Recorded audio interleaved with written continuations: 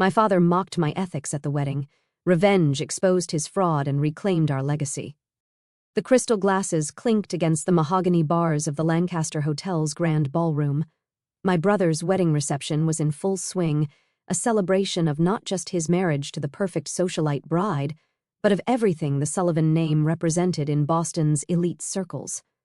I sat at my assigned table, purposefully distanced from the family section, watching the scene unfold. The string quartet played softly, the champagne flowed freely, and Boston's elite mingled with practiced ease. My father, James Sullivan, worked the room like the king he believed himself to be, his silver hair catching the light, his tuxedo immaculate. My phone buzzed silently. A message from Diana, my lawyer, all documents filed, ready when you are. 3 years of careful planning had led to this moment. 3 years since I discovered the truth about my father's empire, about my grandmother's stolen legacy, about everything the Sullivan name really meant. Julia. My mother's voice cut through my thoughts. She stood beside my table, elegant in her designer gown, disapproval etched on her face. Couldn't you have done something with your hair? It's your brother's wedding. I touched my simple updo, which had cost more than her entire outfit. Hello, Mother. You look lovely. She clutched her champagne glass like a shield. At least you came, though Michael wasn't sure he wanted to invite you after everything. Everything. Such a convenient way to package the past 3 years, my dramatic departure from Sullivan Properties, my supposed failure to launch my own career, my absence from family functions. They'd crafted the perfect narrative. Poor Julia, too weak for the business world, too soft for the Sullivan way. If only they knew. I wouldn't miss my brother's wedding, I said softly, watching Michael dance with his new bride, Sarah. She was perfect for him, old money, impeccable manners, and, most importantly, a thorough understanding of her place in the Sullivan hierarchy. My mother hesitated. Try not to cause a scene. Your father's in a good mood. Let's keep it that way. I smiled, thinking about the envelope in my clutch. Don't worry, Mother. Everything will happen exactly as it should. The night progressed predictably. Toasts were made, dances were shared, and Boston's elite congratulated themselves on another successful merger of prominent families. I watched it all from my quiet corner, remembering the night 3 years ago when everything had changed. I had found the documents in my father's private safe, the original will my grandmother had signed before her death, so different from the version that appeared afterward. Then I discovered more. Forged papers, threatened witnesses, decades of systematic fraud that had built the Sullivan empire. When I had confronted him, he laughed. "This is business, Julia," he'd said dismissively. "You're too soft to understand. This is why Michael will run the company. He gets it." I'd walked away that day, but not before making copies of everything. Then I'd spent 3 years building my own empire under a different name, Alexander Rose Properties, named after my grandmother. No one had made the connection because no one had ever bothered to learn her full name, Alexander Rose Montgomery. Now, as the reception reached its peak, my father clinked his glass for attention. Time for his speech. "Today," he beamed, "my son Michael proves himself once again to be a true Sullivan. He's chosen a wonderful bride. He's leading our company to record profits, and he understands what this family name means." His eyes found me in the crowd. Unlike some who share our blood but not our values, the room grew quiet. Even Michael looked uncomfortable. "Julia," my father continued, his voice carrying across the ballroom, "you may have been born a Sullivan, but you've proven you don't deserve our name. Your weakness, your so-called ethics, they have no place in our world." I stood slowly, every eye in the room on me. This was the moment I'd been waiting for. "You're right, Dad," I said, my voice clear and calm. "I don't deserve the Sullivan name. I deserve better." I walked toward him, opening my clutch and removing the envelope. "Consider this my wedding gift to the family." He took the envelope, probably expecting a check or a card. But as he opened it, his face turned ashen. What is this?" "The deed to your house," I said loudly enough for everyone to hear, "and the mortgage documents showing that Alexander Rose Properties now owns it. I'm your new landlord." The room erupted in whispers. My father's hands shook as he read the papers. "This is impossible," he stammered. "Alexander Rose, that was your grandmother's." "Yes," I smiled. "The grandmother you cheated. Turns out I learned more from you than you thought. I just chose to use those lessons differently." The crystal glasses stopped clinking. The string quartet faltered. Boston's elite stood frozen, watching their king being dethroned by his own daughter. "You can't do this," my father hissed, gripping the papers so tightly they crumpled. "I'll fight it." "Like you fought grandmother's will?" I asked quietly. "Or should we discuss how you manipulated those documents too? Should we talk about Janet Miller, the nurse you threatened, or maybe about the offshore accounts where you hide the properties you stole?" Michael stepped forward, leaving his bride on the dance floor. "Julia, what are you doing? This is my wedding." "Yes, it is," I agreed. "And Dad just chose to use it as a platform to publicly denounce me. I'm simply responding in kind." Diana emerged from the crowd, tablet in hand. "Mr. Sullivan, we have documentation of systematic fraud dating back to 1998, including the illegal acquisition of Alexander Rose Montgomery's property portfolio. Would you like to discuss this publicly, or should we move this conversation somewhere more private?" The whispers grew louder. Phones appeared in hands as Boston's elite sensed a scandal brewing. My mother appeared at my father's side, her face a mask of barely controlled panic. "Private room," she whispered urgently. "Now." We moved to a conference room off the main ballroom, my father, mother, Michael, Diana, and me. The door closed behind us, muffling the buzz of speculation we'd left behind. "You think you can destroy everything I built?" my father growled, pacing like a caged animal. "No, Dad. I'm exposing how you destroyed everything grandmother built." I pulled out my phone, showing him the screen. "This press release goes live at midnight. Alexander Rose Properties acquires Sullivan Properties debt portfolio in historic deal. Want to know how I did it?" "That's impossible," Michael interjected. "I oversee all our holdings. There's no way." "Check the shell companies Dad created in the Caymans," I suggested. "The ones he used to hide grandmother's properties. Better yet, check this." I handed Michael another document, the original will our grandmother had signed, leaving her properties to me with specific instructions for community development and affordable housing. "Dad made sure this version disappeared," I explained, just like he made sure Janet Miller disappeared after she witnessed him threatening grandmother to sign the new will. My mother sat heavily in a chair. "James, tell me this isn't true." But my father's face said everything. He knew he was caught. "You were always too soft," he spat at me, "just like your grandmother with her foolish ideas about community service and ethical development." "No, Dad. I was never soft. I was patient. And while you were laughing at my supposed failures, I was building something you never could, an honest empire." Diana laid out more documents. Alexander Rose Properties now controls 60% of Sullivan Properties debt, along with direct ownership of key assets, including the family estate. We're prepared to negotiate terms, but only if Mr. Sullivan agrees to step down immediately. Michael was reading through the papers, his face growing paler by the minute. The community center demolition, Mrs. Chen's family restaurant. "Dad, what did you do?" "What I had to do." My father exploded. "To build something that would last, to create a legacy." "You stole my legacy," I said quietly. "Grandmother's legacy. And now I'm taking it back."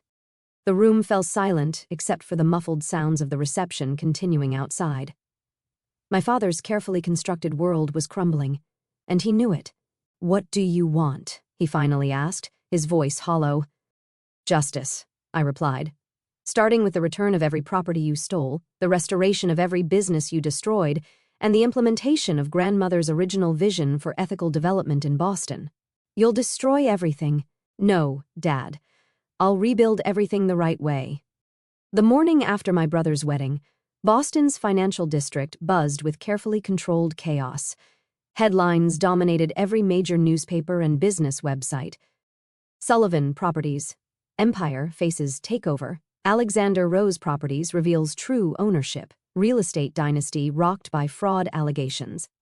I sat in my office on the 40th floor of what had been Sullivan Plaza, now renamed Rose Tower as of this morning. The view of Boston Harbor stretched before me, sunlight glinting off the water just as it had when my grandmother had occupied this same office decades ago. My phone hadn't stopped buzzing since dawn. 3 calls from the DA's office, messages from every major news outlet, dozens of emails from Sullivan Properties board members, a string of increasingly desperate texts from my father. But the message that caught my attention was from Sarah, my new sister-in-law. We need to talk. Breakfast?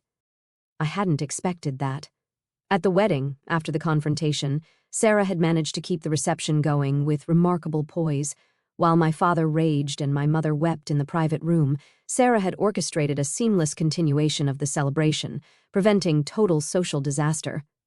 Ms. Montgomery, my assistant Thomas, appeared at the door. I'd officially started using my grandmother's surname this morning. Your brother's here. Michael walked in, still in his wedding suit from last night. Dark circles under his eyes suggested he hadn't slept. He tossed a thick folder on my desk, the complete documentation I'd given him last night. I read everything, he said, twice, and I need to know why you waited 3 years to expose this. I turned to the wall of windows, watching the city wake up. Because I needed to be certain, to build something strong enough to withstand the fallout, to make sure that when I took everything back, I could do it right. The offshore accounts were just the beginning, I confirmed. Dad's been laundering money through shell companies for decades. The properties he stole from grandmother were just his practice run. Michael sank into a chair. The community center demolition. I signed those papers. He told me it was abandoned property. It wasn't. He forced them out by tripling the rent, then declared it derelict, just like he did to the Chen family restaurant, the immigrant housing complex on River Street, the historic theater district. Stop. Michael held up his hand. I get it. I was part of it. I just didn't know. Because you didn't want to know, I said softly. It was easier to believe I was the weak one, the soft one, while you followed in his footsteps. What happens now? I pressed a button on my desk, and the wall behind me transformed into a digital display. Property maps, development plans, and financial projections filled the screens. Now we rebuild everything he destroyed. We restore. Starting with the Chen family restaurant and the community center. I pulled out a contract. Alexander Rose Properties needs a chief development officer, someone who understands both sides of this business, someone ready to learn a better way. Michael stared at the contract. You trust me? After everything? I trust that you've seen the truth now. The question is, what will you do with it? Before he could answer, Thomas appeared again. Miss Montgomery, your father's here. The temperature in the room seemed to drop. Michael half rose from his chair, but I waved him back down. Let him in, I said. It's time to finish this. James Sullivan stormed into my office, looking nothing like the polished real estate mogul of yesterday. His clothes were rumpled, his silver hair unkempt, his eyes wild with a mixture of rage and fear. You think you can just take everything? He snarled. I built this company. No, I corrected calmly. You stole this company piece by piece, starting with grandmother's properties. I simply took back what was rightfully mine. I pulled up more documents on the digital wall. The DA's office is particularly interested in your meetings with Commissioner Bradley about the zoning changes, the ones you claimed never happened. My father's face went pale. You recorded... No, Dad. You recorded it. Your own security system. Remember the one you were so proud of installing? I found the backup files in your private server. What do you want? My father's voice cracked, the fight beginning to drain from him. I want you to look, I said, gesturing to the digital display. Really look at what you destroyed. I pulled up images. The Chen family standing in front of their restaurant on opening day in 1975. The community center's after-school program graduation. The historic theater's final performance before mysterious structural issues forced its closure. These were people's lives, Dad. Their dreams, their legacies. Just like grandmother's legacy, the one you stole from her deathbed. Michael stood, moving closer to the display. The River Street project. Those weren't empty buildings we demolished, were they? No, I confirmed. Dad had already arranged their eviction through shell companies, raised rents by 300% overnight, made it impossible for families who'd lived there for generations to stay. It was business, our father protested weakly. Progress. It was cruel, I countered, and illegal. The DA has enough evidence to put you away for decades, but that's not what I want. I pulled out another document, a comprehensive agreement I'd spent months preparing. Sign this, I said. Full confession of your financial crimes, immediate resignation from Sullivan Properties, transfer of all remaining assets to Alexander Rose Properties. In exchange, I'll ensure the criminal investigation focuses on Commissioner Bradley and the zoning board, not you. You'd protect me? He laughed bitterly. After everything? No, Dad. I'm protecting our family name, what's left of it. Sign and you can retire quietly. Keep your house as my tenant. Maintain your social standing. Play golf with your corrupt friends. Fight me and everything comes out. Michael picked up the agreement, reading carefully. The Alexander Rose Foundation. What is this? Grandmother's original vision, I explained, mixed-income housing developments, small business support programs, community space restoration, everything she wanted to build before Dad decided profit mattered more than people. My father sank into a chair, suddenly looking old. Your mother already agreed to head the foundation's board, I said. Turns out she has quite a talent for charitable organization, another thing you never noticed about her. The silence stretched as my father stared at the agreement. Finally, he picked up a pen. You really are her granddaughter, he said quietly, signing his name. Yes, I agreed. I am. That's what you never understood. Grandmother's strength wasn't in bullying or manipulation. It was in vision, in purpose, in building something meaningful. After he left, Michael remained, holding the CDO contract I'd offered him. If I take this, he said, I want to start with the River Street project, make it right. It won't be easy, I warned. These people have every reason to hate the Sullivan name. Then maybe it's time we earned back their trust, the right way. As he signed the contract, my phone buzzed with a message from Sarah. Still on for breakfast? I have ideas for the Foundation's youth program. I showed Michael the message. Your wife's impressive. She is, he agreed. Says she always knew something was wrong with how Dad operated. Called it old boys club corruption on our first date. Smart woman. Yeah. He stood, straightening his tie. The press is going to be all over this. Let them. It's time Boston knew the truth about both sides of the Sullivan legacy, the corruption and the redemption. Looking out over the harbor, I could almost see my grandmother standing there, proud not of the buildings she'd owned, but of what she had planned to do with them. Now, finally, her vision would become reality. The Sullivan Empire had fallen, but the Montgomery legacy was just beginning. 1 month after the wedding that shattered Boston's real estate dynasty, I stood on the construction site of what had once been the Chen family restaurant. The early morning sun cast long shadows across the partially demolished building, where workers were carefully preserving the original facade while modernizing the interior.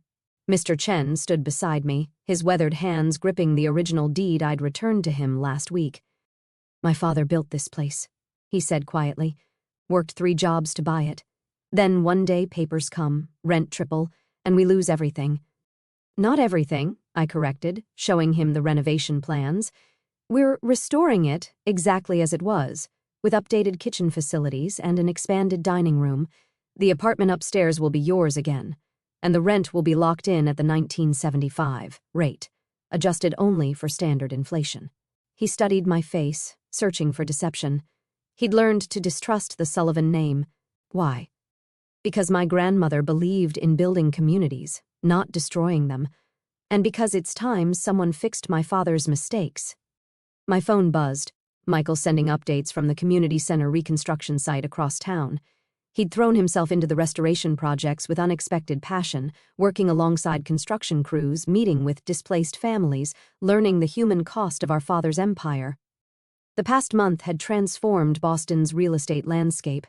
Sullivan Properties had been fully absorbed into Alexander Rose Properties. The DA's investigation had uncovered widespread corruption in the zoning board. Commissioner Bradley faced multiple indictments. My father had retreated to his now rented mansion, making no public statements. My mother had surprised everyone by excelling at her role with the foundation. But most importantly, we'd begun the real work, restoring what was stolen, rebuilding what was destroyed, and creating something new from the ashes of the Sullivan Empire. Ms. Montgomery. Sarah approached, tablet in hand. My sister-in-law had proven to be an unexpected ally, bringing fresh perspectives and genuine commitment to the Foundation's mission. The River Street families are here. I turned to see a group of people gathering near the construction trailers, former residents of the immigrant housing complex my father had demolished. Many had lived there for generations before being forced out. Mr. Chen, I said, would you join us? These people should hear your story. He nodded, clutching his deed like a shield. The meeting was held in what would become the restaurant's new community room. 30 families, each with their own story of loss and displacement, listened as Mr. Chen described his family's journey from ownership to eviction and back to restoration. Alexander Rose Properties isn't just rebuilding buildings, I explained, displaying the development plans. We're restoring communities. Every family here will have the right to return to River Street at their original rent rates. The new complex will include green spaces, community facilities, and small business incubators. Why should we trust another Sullivan? Someone called out. You shouldn't, I agreed. That's why I'm not one anymore. The Montgomery name, my grandmother's name, stands for something different, and we will prove it one building at a time. Michael arrived as the meeting ended, his suit dusty from the community center site. They've uncovered the original cornerstone, he reported. The time capsule is still there, the community center's time capsule, buried in 1962 by the neighborhood's founding families. Dad had claimed it was lost during demolition. We'll open it at the restoration ceremony, I decided. Let people see their history wasn't completely destroyed. Julia, Michael hesitated. Dad's asking to meet, says he has information about other properties, other families we should help. I considered this. Is he trying to save himself or make amends? Maybe both. The DA is closing in on his old partners. He might be trying to get ahead of it. Set the meeting for tomorrow. It's time he contributed to the rebuilding. My phone buzzed again. Diana with updates. 3 more properties recovered through legal channels. Settlement negotiations with displaced businesses proceeding well. The Foundation's first scholarship program launching next month. The Historical Preservation Society offering partnership. Ms. Montgomery. Mr. Chen approached as others left. My daughter, she architect now. She want to help design new buildings, community buildings. I smiled, remembering my grandmother's words about legacy being more than just property. Have her call my office. We're building something new here. We need people who understand both the past and the future. The next morning, I sat across from my father in my office, watching him struggle with his new reality. He'd aged years in the past month. His once commanding presence was diminished by the weight of his exposed crimes. The waterfront district, he said, spreading old documents across my desk. There were 12 families, craftsmen, boat builders. I used shell companies to force them out in '95. I know, I replied. We've already located 10 of them, but 2 families disappeared completely. He nodded, pulling out a worn envelope. The Martinez and the O'Briens. I paid them extra to vanish. The Martinez went to Miami, the O'Briens to Ireland. Why? They knew too much, saw the paperwork I'd forged, threatened to expose everything. I took the envelope, examining its contents, addresses, contact information, details of the payoff. Why tell me this now? Because, he said quietly, your grandmother made me promise to protect those families. Instead, I destroyed them, just like I destroyed everything else she built. Before I could respond, Thomas appeared at the door. Ms. Montgomery, they found something at the River Street site. In the construction zone that afternoon, workers had uncovered a hidden basement room beneath the old housing complex. Inside, we found boxes of documents, my grandmother's original plans for the neighborhood, correspondence with community leaders, and detailed records of my father's systematic takeover. She knew, I realized, reading through the papers. She was gathering evidence against you. Yes, my father admitted. That's why I had to act when she got sick. She was planning to expose everything. Michael joined us, his face grim as he examined the documents. There's more, Julia. Records of other properties, other families. Dad's operation was bigger than we thought. I turned to my father. How many? Dozens, he whispered, across 3 states. All people your grandmother had promised to protect. The scope of his crimes, and our responsibility to make things right, expanded with each box we uncovered. But something else emerged, too, my grandmother's complete vision for ethical urban development, decades ahead of its time. This is remarkable, Sarah said, reviewing the plans. Mixed-income housing, green spaces, small business initiatives, cultural preservation. She had it all mapped out, and now we'll build it, I decided, exactly as she planned, starting here. Over the next several hours, we laid out my grandmother's documents across the construction site's planning room. A blueprint emerged, not just for buildings, but for community restoration on a scale Boston hadn't seen in decades. My phone buzzed constantly, Diana coordinating with legal teams across states, the foundation launching outreach programs, contractors adjusting plans to match my grandmother's vision. media requesting interviews about the discoveries. "Julia," Michael called, holding up a sealed envelope. "You need to see this." The envelope, dated just days before her death, contained my grandmother's last letter to me. "My dearest Julia, if you're reading this, you found what I had to hide. Your father's crimes run deep, but your strength runs deeper. I've watched you grow, seen your heart for justice and your mind for business. You are my true heir, not just to my properties, but to my vision of what this city could be. Build it right, my darling. Build it for everyone. Love, Alexander Rose Montgomery." As I read her words, surrounded by the evidence of both destruction and potential rebirth, I finally understood the full weight of my grandmother's legacy and the true purpose of my 3-year journey to reclaim it. "We'll need to expand the foundation," Sarah suggested.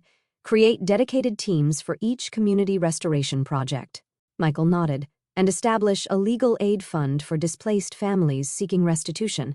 Your grandmother," my father said softly, "would be proud, not just of what you've reclaimed, but of what you're building." I looked at him, this broken man who had chosen power over purpose, and felt not triumph, but determination. "Help us find them," I said. "Every family you displaced, every business you destroyed. Help us make it right." He met my eyes for the first time in weeks. "Where do we start?" "With the truth," I replied, "all of it." As the sun set over the construction site, casting long shadows across the foundations of what would become my grandmother's vision realized, I thought about legacy. Not the false legacy of power and profit that my father had pursued, but the true legacy of building something meaningful, something that lifted people up instead of tearing them down. The Sullivan Empire had fallen, but from its ruins, the Montgomery vision would rise, stronger, truer, and built to last, not just for profit, but for people. Not just for power, but for purpose. Not just for now, but for generations to come. 3 years of silence, of pretending to be small, of swallowing every insult just to protect the moment when I could finally stand tall. Tonight, when the crystal glasses stopped clinking and every eye in that ballroom turned to me, I felt the weight lift, like I'd been holding my breath since the day I found grandmother's real will hidden in that safe. I wasn't shaking from fear, I was shaking from relief. From love, from the sudden, fierce certainty that every sleepless night, every lonely birthday, every whispered "you're too soft" had been worth it. Because in that moment I wasn't just Julia Sullivan anymore. I was Alexander Rose Montgomery's granddaughter, carrying her heart, her fight, her dream in my hands, and for the first time in my life I felt unbreakable. This wasn't revenge, this was coming home.